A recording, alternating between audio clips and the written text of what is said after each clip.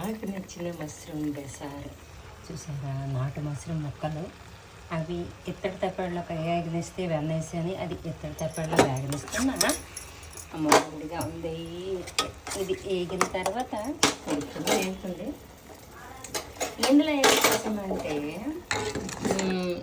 ఏంటి కరివేపాకు, మరి ఉల్లిపాయ ముక్కలు, జీలకర్ర, పచ్చిమిర్చి ఇవన్నీ కూడా మిక్సీ చేసి, పసుపు ముక్క చిన్నది, ఇవన్నీ కూడా చాలా శుభ్రంగా మిక్సీ చేసాను. చేసిన తర్వాత శుభ్రంగా పచ్చివాసన పోవడానికి వేగనిచ్చాను. వేగనిచ్చిన తర్వాత వాటర్, తులసి వాటర్ నేను మరిగించుకుని ఉన్నదే నేను వేసాను. ఎందుకంటే జలుబు దగ్గు ఏది కొట్టిన ఇబ్బంది అనుకొని అందులో ఒరుగుల్ని వేసి శుభ్రంగా మరగనిస్తాం. ఎందుకంటే ఎంత మరిగితే అంత టేస్ట్గా ఉంటుంది. దాని తర్వాత ఈ ఒక్క మష్రూమ్ని ఇందులో వేసా. ఎంత పట్టదు కదా.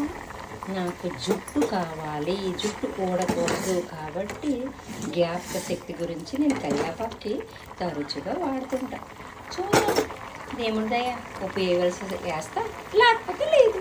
ఇంతటితో సెలవు తీసుకుంటాను.